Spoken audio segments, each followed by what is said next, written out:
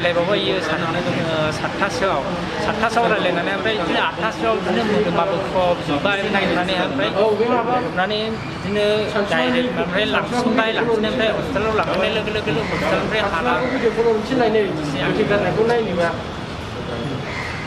आरो नै बेवहाय दङ बिथांमोननि लोगो आं बिसोरनिफ्राय एसे मिथिना लानो लुबैदों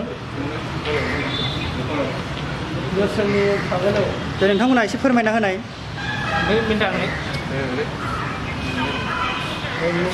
हस्पिटाल जानाय इयो उदै सादों होनदोंमोन ओमफ्राय उदै सानानै खेबनै खिदोंमोन ओमफ्राय खानायाव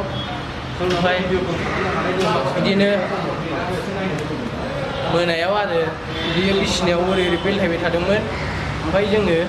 बिसोरखौ लोगोफोरखौ लिंहरना आङो थिखांहैदों थिखांनानै गस्ला गानहोबाय ओमफ्राय डाक्टारनाव गारिजों थिखांना लांबाय जों अके दे गोजोननाय थाबाय नोंथांमोननिसिम